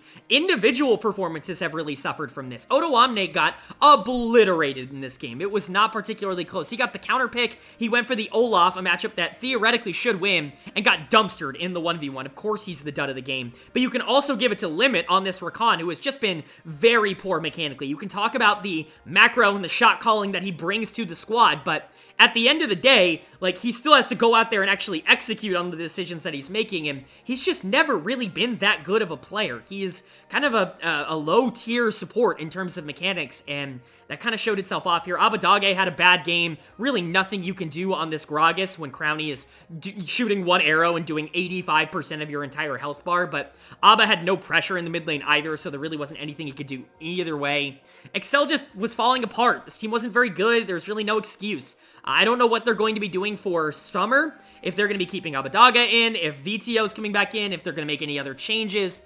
I don't know what the process is for this team. I think coaching staff needs an overhaul. I know they just did one, but I'm going to be honest, they were by far the worst drafting team in spring of 2022. They just could not figure out how to get their own comp to work and how to not give the enemy team exactly what they wanted in every single game. There are almost no positives to take away for Excel. This team was just a disaster. And then for BDS, this team is the opposite. This team is in a great spot. They're going to be going into the group stage as the #1 team. Now, that doesn't lock them in for anything. It just means that they get a good, chance to be able to choose some of their opponents and a good chance to maybe secure their path into the top 4. But even just a top 4 finish at the end of the year for a team like BDS is going to be absolutely huge. But realistically, I mean, it isn't out of the realm of possibility for this team to be able to reach MSI. And then moving on to our second game of day number 3 here, and this is another kind of important one because it's near the top of the standings. Things could get really interesting if one in particular team wins here, but let's go ahead and talk about it. We had Fnatic taking on Astralis, and Astralis picks up the win. They stop Fnatic's big win streak, and they're able to secure themselves 6 wins now. They are officially confirmed as the number 2 seed in the LEC this split. So 1 and 2 are dusted because there are teams, I should say, with the same record as them. You know, Vitality and G2 both were 5 and 3 going into today. And so if they win, they would have the same record. But remember, Astralis beat them both. And so they have locked themselves in for the number 2 seed. And that means that our top 2 seeds in the region are BDS and Astralis. They are the 2 best teams in the regular season of Spring Split 2023. Who could have seen that coming? If anybody put down money for that, you are an absolute genius, an utter psychopath, but an absolute genius nonetheless, because they got it done. Big game for Astralis. They played really well. They pulled out all the signature stuff here, whereas I think game 2 was a little bit more of their classic stuff. Things like Viego and Aurelia for the jungle mid duo. Now they're bringing out the Zed. And it's not just the leader bringing out the Zed, because he did that in game 1. He brought out the blind pick Zed. He blinded Zed into humanoid. Like, can we just put that in perspective for a second? He took a champion that is not being played at any level at in the pro scene, in any position, and he blind picked it against humanoid. What an utter Chad move, and he actually played really well on it. 8-4 and 6 is a good scoreline. It's not exactly the most dominant Zed game I've ever seen. I think his game number 1 earlier this week was a little bit better overall, but this game was still really, really good. But when you're looking at the star for Astralis in this game, it's got to be Jonghoon in the support position on this Blitzcrank. It fits his style so perfectly. Jonghoon actually reminds me of a player who got very famous for an Ignar game a little while ago. I talked about this comparison last year, I think, in 2022, but I haven't really brought it up this year so far, but Jonghoon legit reminds me a ton of early Misfits Ignar. Like, I think the playstyles are very similar, I think the aggression is very similar, and I think their arcs are very similar. 2 players that were just kind of found by, good organizations, smart organizations. I can't believe we're including Astralis in that now, but smart orgs that were willing to take a chance on relatively unproven players. Now, Ignar was a little bit more proven because of his time on KT Rolster, but generally speaking, they play very similar styles and they remind me a lot of each other, and that is as positive a comparison as I can give for Jonghoon. I think that's a great thing to say. He's been one of the best supports in Europe ever since he came over last year. Incredibly underrated in 2022. I thought he was the best player on Astralis. Obviously, Kabe was really good as well, but Jonghoon was the one who really stood out as kind of carrying that bot lane for me. And while I think it's been much more equal this year for the 2 players, Jonghoon is still one of the most fun supports to watch in the league. But the reason that it's equal is not because Jonghoon has taken a step down, but rather because Kabe, I think, is playing one of his best splits in a very long time. And that includes the really good winter and 2022 summer splits that he had. Honestly, like, they weren't bad splits at all, but I do think that this is, like, different. This is a different level. This is a carry level Kabe. This is Splice Kabe, like, back in action here. He gets the Xayah, a champion that he's played a ton of over the course of his career in multiple different facets, and he pops off. That stun, that E callback after the ultimate on Reckless at the end of the game was just beautiful, absolutely perfect. And the 2 bot laners here for Astralis are the biggest reason why this team is sitting at 2nd place in the standings. As good as 113 and Leader, and even Finn up on the top side have been this split, Kabe and Jonghoon are the cog that makes the engine move for Astralis, and they're an absolute blast to watch. And then the rest is history, like I said. Leader Zed is fun. 113 has gotten so much better, especially on these more facilitating, non-carry types of junglers. And Finn had a good game on Jax in the side lane, was definitely the better top laner here. But Astralis just generally looking awesome, and what a great way to end your spring split in the top 2. And then for Fnatic on the other side, not the best. I'm going to cut them a little bit of slack because they've been really good over the past couple of weeks. You won 4 in a row. It's okay to lose 1 here and there, right?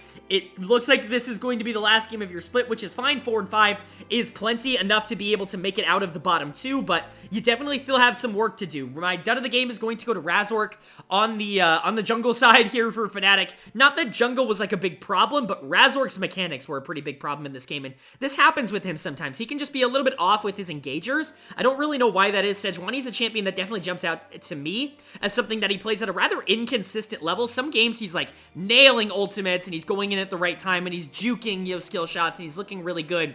and other games he can't hit a single thing to save his entire life, and he's taking the full brunt of every damage. He's getting hit with every Blitzcrank hook in this game and immediately dying in every team fight. Like, there are good and bad games with Razork. Unfortunately, this one was a little bit of a bad game, but I don't think it was entirely his fault. Like, Oscar got beat up in the top lane on the Jace. Definitely not the same kind of performance he had through the first 2 games of this week. Advn wasn't nearly as good on his hook champion in the Thresh. Reckless wasn't doing nearly as much damage as Kabe. Like, Fnatic across the board really wasn't able to keep up with a lot of what Astralis was doing, but at the same time, Razork was definitely, I think, the most noticeable negative for the team.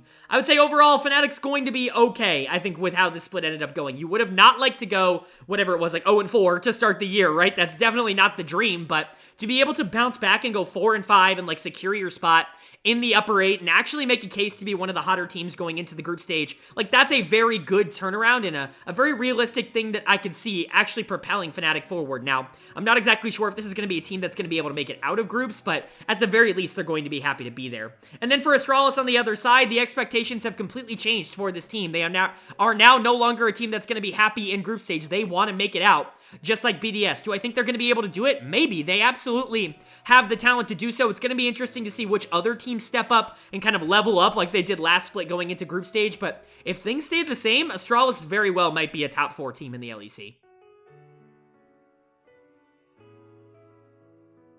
And then moving on to our third game of day number 3 here, and again, this one really has some implications. Any team or any game that involves a team that's going to be near the bottom 2 definitely deserves to be looked at with a little bit of a closer examination, and this one definitely does. We have SK Gaming taking on Team Heretics, and Heretics pick up the win. They do get to the magic number of 3 wins. That doesn't guarantee them safety by any means, but depending on what happens later on in the day between Mad Lions and G2, it could mean that Heretics is at the very least in a tiebreaker game for a spot to get out of that bottom 2, and this is massive for them. Obviously, if they don't win, they are out. If it's a winner leave kind of game from this point onwards for Heretics, and they were able to take it. A really good draft from them that I think highlighted a lot of their strengths as individual players, and not so good of a draft from SK Gaming, and we'll get into them in a little bit. There are a couple problems that I'm really starting to get worried about with this SK team, but for Heretics, it's just really good to see some of the players that have maybe been a little bit disappointing as of recent actually step up and play well. Most notably, my player of the game, Ruby, in the mid lane, who has been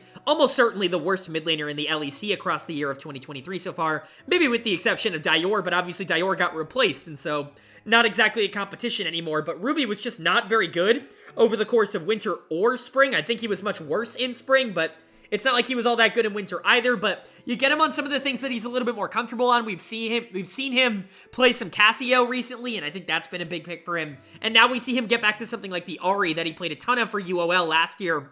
It's just really, really good to see, and he's smurfed on this Ahri. A lot of people are loving his build. He went full damage this game. I think this is one of the games that I think that is really, like, objectively just the right choice. Talked about this in some previous videos. I know a lot of people are clamoring for Ahris to stop building a little bit more defensive, and while I understand where they're coming from, because certainly people are doing it a little bit too often, I do think that there are circumstances in which it is optimal to build Banshee's Veil Merc Treads rather than, rush Deathcap or whatever, right? But this was definitely the game to rush damage, and Ruby did that at a very high level. He was able to output a lot. If he's able to keep this up, I mean, this team's going to be so much better. The problem is, there's been absolutely no consistency coming out of the mid lane. In fact, I would say there's been consistency. It's just been consistently not very good coming out of the mid lane for Heretics. This is the best game that he has played since his first game in the regular season, all the way at the beginning of winter, that Cassio game that I thought was really good. Those two are his 2 best games as a pro. It's interesting that it's his first game in winter and his last game in spring, kind of bookending those 2 splits, being his 2 best games. But I would definitely say they were the ones that stood out. Jankos was really good in this game on the Vi. I've seen some people clamoring for him to be in the MVP conversation. That's way too rich for my blood. I like Jankos a lot, and I still think he's one of the better junglers in the league, but you cannot make the argument that he is in the MVP conversation.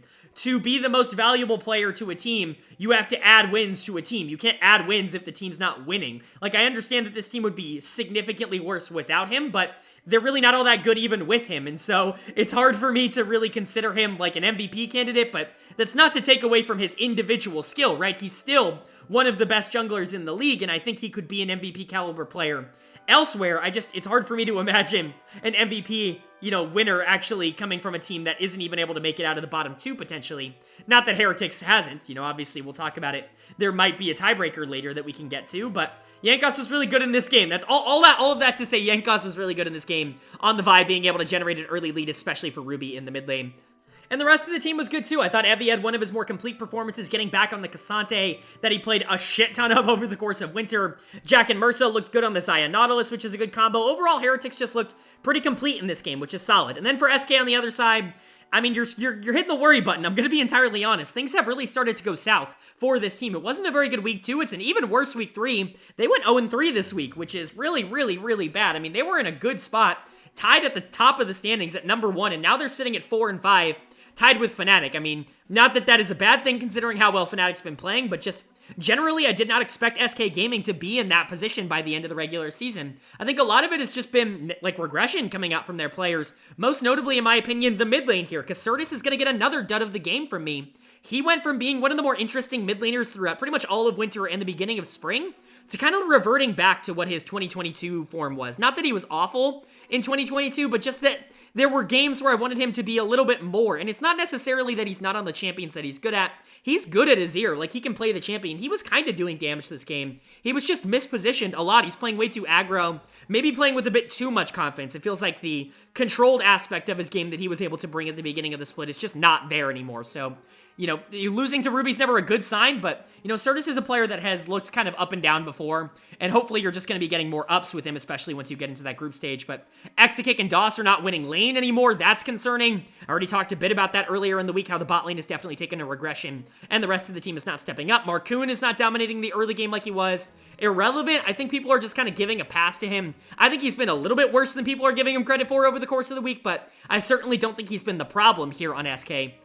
Overall, I would just say a lot's going wrong for this team, and I don't exactly know what the solution is. Right now, you just gotta hope that some of these players get back into form, because they've shown that they can win as a unit against these good teams before, but, losing to Heretics on the final game of the day, it's just, or in the final day of the year, I should say, it's not a good sign. It's really concerning and worrying for a team that's going to really need to get their shit together pretty quickly to be able to get out of groups. And then for Heretics on the other side, again, they're not out of the water yet. They still have to hope for a Mad Lions loss in order to force that tiebreaker, and then they would still have to win a tiebreaker. They're certainly not out of the bottom 2 yet, but they've done what they needed to do on this final day to give them the best shot of getting out of there, and that at the very least is commendable.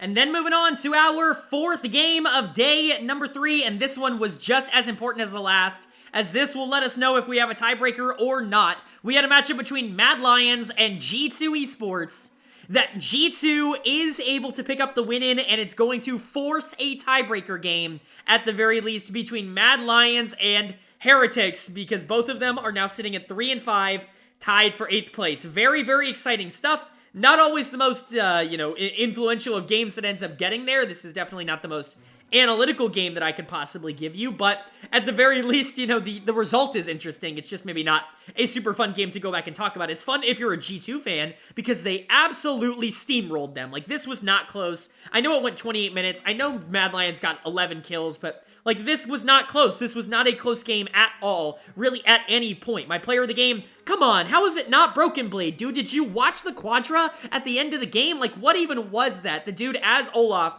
ran into the base by himself and got a Quadra kill. What do you want me to say? It is absolutely absurd to watch this champion when he is super far ahead like he was in this game, but very, very fun stuff to watch there. Broken Blade in general, I think, has just been underrated by almost the entirety of the community throughout the year so far. He's actually had a really good spring split, in my opinion. There have been some top laners that I think have really stepped up, and Broken Blade, in my opinion, is one of them. I know he's had some games where he's looked a little meh, but what top laner in the league hasn't had some games where he's looked a little meh? Even Adam, who is the darling of Reddit right now, has had some games where he looks a little meh, right? Everybody's had off games.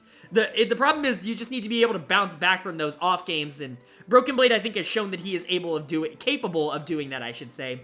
Really, really good game from him. Really good game from Caps and Mickey in particular. I mean, those two as a duo, very, very, very scary to go up against when they're playing well. Caps able to steal anybody's ultimate, and Mickey able to stun from anywhere on the map.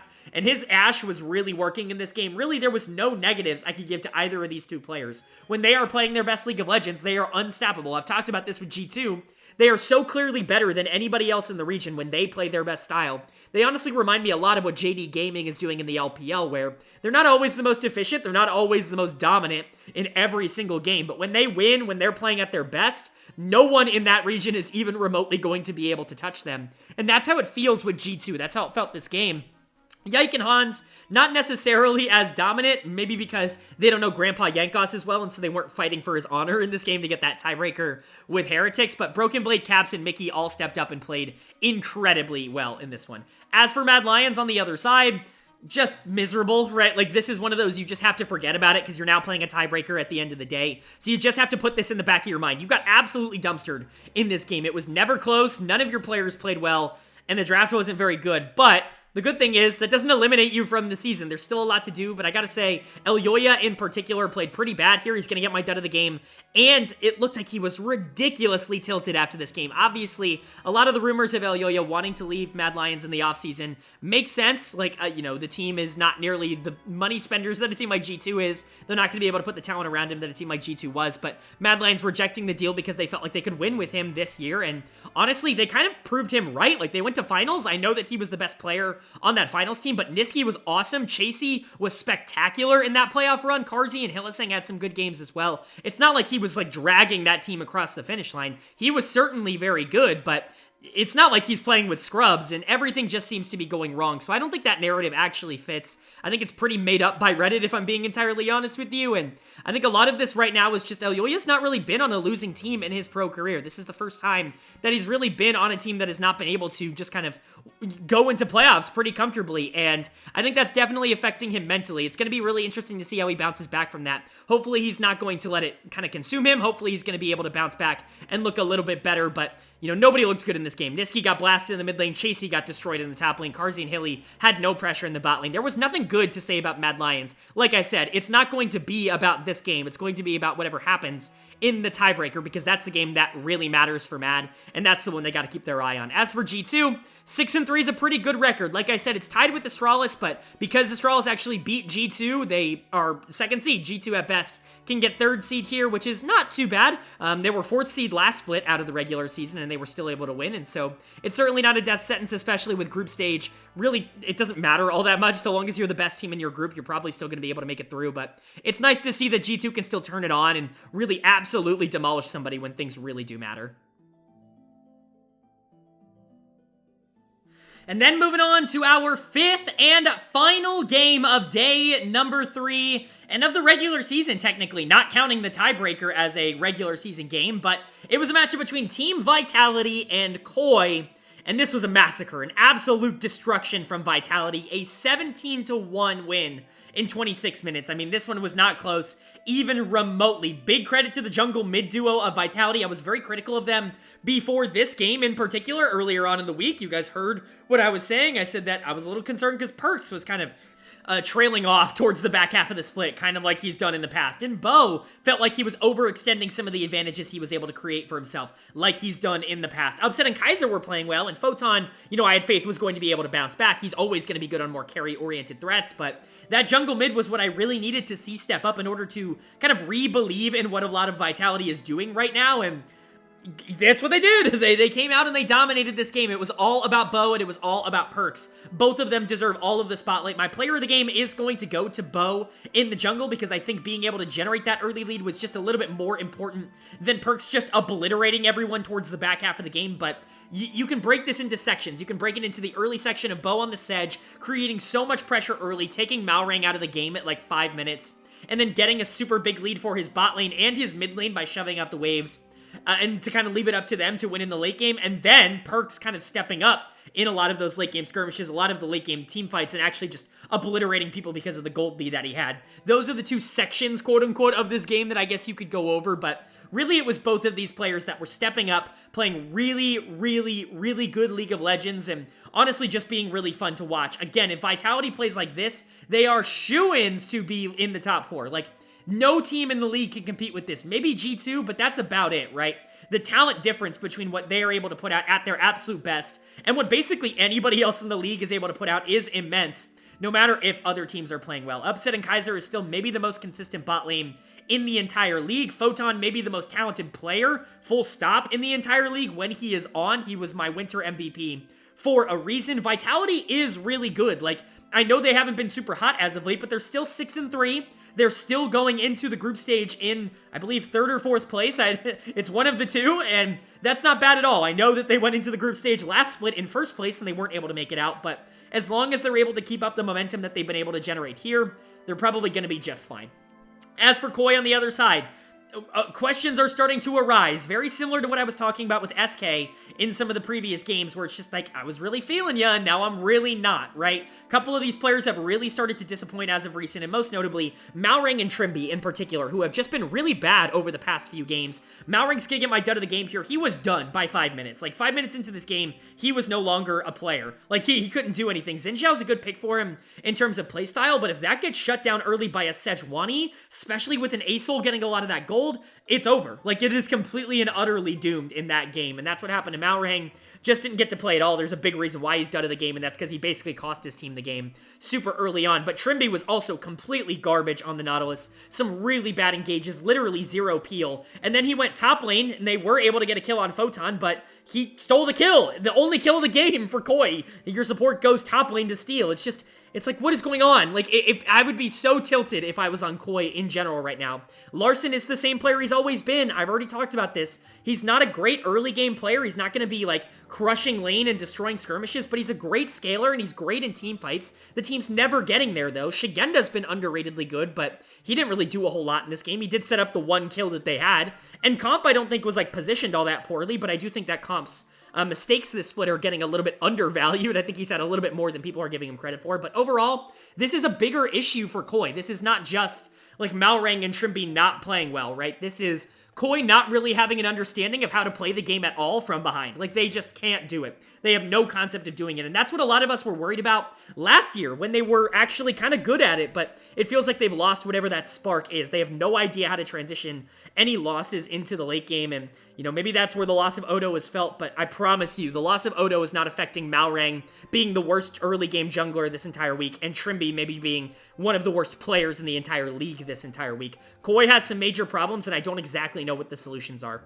As for Vitality on the other side, though, they're looking good. I think people are still going to underrate this team. At their best, they can go toe-to-toe with anybody, and they very realistically should be a finals team. I know there are a lot of teams that are kind of trendy to jump on the board of right now, but for me, I'm going to be pretty confident about sticking with Vitality in terms of confidence. And that's going to bring us to our final game that we are going to be covering in this video, because it is the one and only tiebreaker game to close out the 2023 LEC regular season split in spring here. I'm really excited to go over it.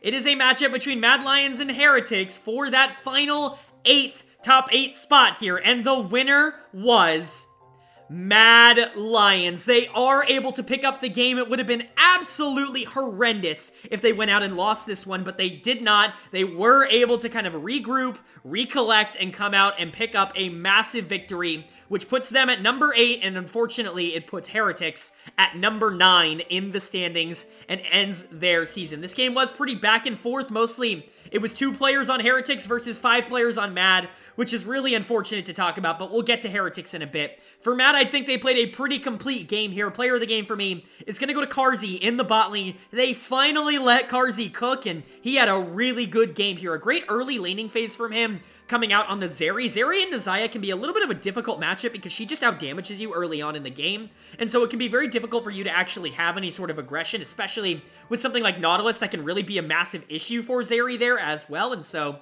I can definitely see kind of the concerns that maybe Mad were having in this game, but Carzzy absolutely did his job. I want to give some credit to Hylissang as well. They had a really smart laning phase and a really good start to the game, and I think they were able to transition it very well into the mid game where the Zeri was just genuinely unstoppable. By the time we got to the late game team fights, Zeri was doing so much damage that there really was nobody on the side of Heretics that could actually take a lot of the damage that was being done here, and Carzzy really was able to take over. Again, credit to Hylissang for being able to set him up, and then credit to Elyoya in a similar vein. I thought he had a really good game being able to create opportunities opportunities for Carzzy, but Carzzy was the one who capitalized on a lot of them. And for the quote-unquote weak link of this team, he looked pretty darn good in a very important tiebreaker game. Everybody else on the team was also good. I already mentioned Hilly, and I thought Elyoya had some good moments, but Elyoya also had some bad moments in this game, most notably that Baron fight where him and Chasey just get 1v2'd by Jankos in the pit. Don't exactly know what's going on there. I don't really know how you lose that. I mean, credit to Jankos for winning that, but obviously pretty disastrous. You almost threw the game right then and there. Luckily, it didn't end up mattering too much because the rest of Heretics were complete bots. But Mad Lions were able to pick up the win here, even if they don't look like ridiculously convincing. At the very least, they were able to turn around what seemed to be a pretty bad mental, especially after whatever the hell happened in that G2 game, to come back and play a really close 35-minute game that they are able to pull out in the end. As for Heretics on the other side, your season ends here. Definitely unfortunate, or your split, I should say. Not your whole year, but your split ends here. Poor Jankos played really, really well in this game. This definitely fit the narrative that people have been preaching of Jankos and a bunch of bots versus Mad Lions. I want to give some credit to Jack Spectra. I think he was doing a pretty decent job of dealing damage towards the back half of this game, but pretty much nobody else on the team was doing anything. Done of the game was so easy in this one. It's absolutely going to go to Ruby. Just as I was hyping him up, you know, he had his best game of the split in that final game of the year. He now has another really big stinker on the Taliyah. He does not look polished at all on this champion. The Ahri was banned, which is unfortunate. They picked the Azir, so you don't want to go Cassiopeia. You end up going for the Taliyah, and it ends up not really working out for you. You want that macro pressure, but Ruby was nowhere on the map. You want him to be able to shove the lane and at least be able to have prio. He was completely destroyed in the early 1v1. Just nothing was going right. He didn't teamfight all that well. Nothing was going right for Ruby in this game. This was genuinely a really bad mechanical game from him, which is just unfortunate. I think this team would be remiss to not at least look at other options for the mid lane here. I really like Zviru down in their academy team, down for Team Heretics Academy team right now. I think that he's much better than Ruby, if I'm being entirely honest. That was shown off at EU Masters last year when he just demolished him in the finals, but you know, it is what it is. You know, if they want to keep running with Ruby, if they think he's got some upside that I just can't see, then obviously that's their choice. But games like this, where he's just not able to keep up with a team that is, quite frankly, better than him in a game that really matters for Heretics' chances of even just making not bottom two, like these are the kinds of games where you can't afford to have a player like Ruby playing the way that he did in this one. I think if you have a mid laner who is actually competing and can kind of go toe-to-toe with Niski in the laning phase, I do think this game goes a little bit different, but it is what it is. Heretics is now eliminated. I don't know where they're going to go in the future. Maybe you replace mid, maybe you replace something else, but overall, it was just a little bit of a disappointing kind of split for Heretics. I saw this coming. I did not think they were going to make it out of bottom two, but it's still depressing and unfortunate to see how it unfolded, especially with how well Jankos played. But then for Mad on the other side, you are counting your lucky stars right now. This team would have absolutely imploded if they had not made top 8 after making finals the previous split. That would have been like a record-setting drop-off in 1 year. I mean, like within the span of like 4 weeks or whatever, right? To go from a top 2 team to a bottom 2 would be unreal, but they are able to win. They're not out just yet. They can pull off some miracle wins as we get into the group stage, and obviously they still have some upside to be a little bit better than their standings, but you know, there are definitely still some question marks on this team, and at the very least, you gotta hope that whatever happened here today doesn't affect with their mental too much.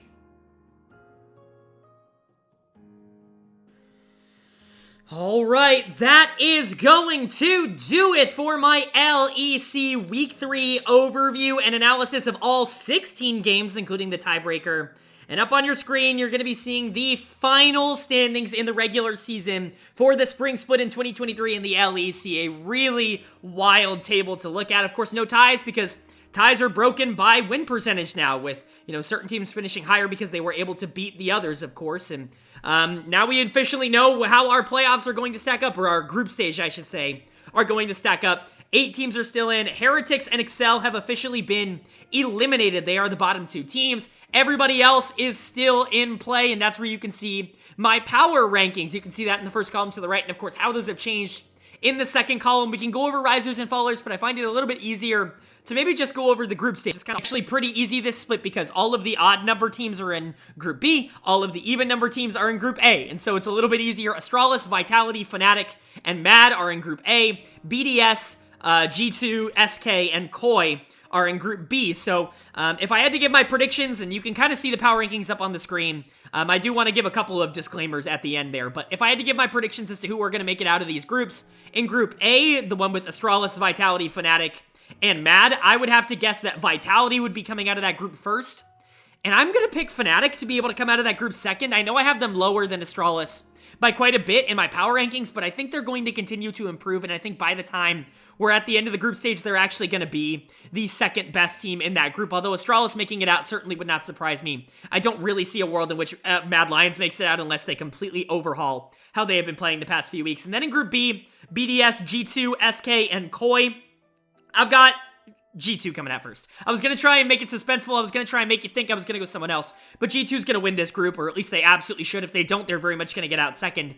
There is no shot that this team is not getting out of that group. But coming out in second is actually going to be a very difficult proposition. I think it could realistically be any of the other teams if they step up. But if I had to guess, I'm actually going to go with BDS. And I know that's not really a shock because they're number 1 in the standings, but BDS making top 4 would be pretty shocking. You can see I have them number 3 in my power rankings. I actually feel way more confident about them than I do a team like Astralis. And so I would predict G2 and BDS to make it out. But if Koi ends up making it out second, I'm not going to be surprised. If that team steps it up and actively just plays up to their standard, they should probably be better than BDS. I just haven't seen that. They've been on the downturn as of recent, and I'm scared about that. But SK is probably the weakest team in that group, unfortunately, at least in terms of talent level. I don't think that they're going to have a run that is similar to what they had in winter, but that's kind of my power rankings. Like I said, I want to go over like 4 to 7 essentially is all whatever you want. Like if you want to put Fnatic at 4, if you want to put Astralis at 4, if you want to put, Koi at 7, like whatever. You know what I mean? Like I don't want anybody in my ass in the comment section about like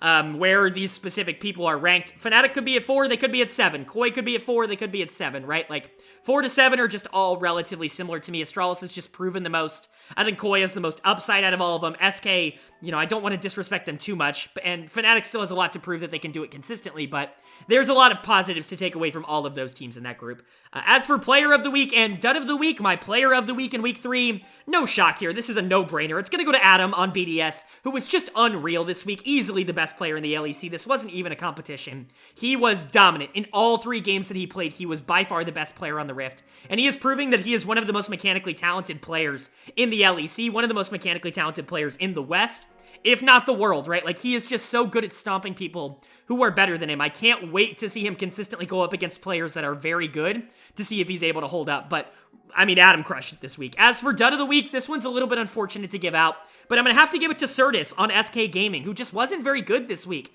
He's taken a couple of steps back in terms of, what he was capable of doing, not only by the end of winter, but even at the beginning of spring. It felt like this was his worst week of 2023 by a pretty large margin, and that's disappointing to say. I still have faith that he's going to be able to bounce back and be a contributor for this team, but I think without him being kind of the proactive mid-playmaker that he was in winter, this team is going to struggle to make a top 4 run like they did in that split. So Dud of the Week is going to go to Certus, and Player of the Week is going to go to Adam, but that's going to do it for my LEC weekly recap videos up until the group stage. Of course, we will be doing a full group stage analysis. I'll be doing the first round first, second round second. You guys know how it is. You've seen the videos in winter. But I appreciate you guys sticking around. If you enjoyed the video, let me know down in the comment section below. And of course, leave a like button. It really does mean a lot for me, but it also gets this video out to a lot more people. Of course, if you're new here, hit that subscribe button. I put out content not only on the LEC, but on all 4 major regions, as well as the NACL. And with playoffs rolling through for all of them, you're definitely not going to want to miss the content that I'm making. But with all that being said, I hope you all are having a great day. I hope you continue to have a great day. And I will see you all later.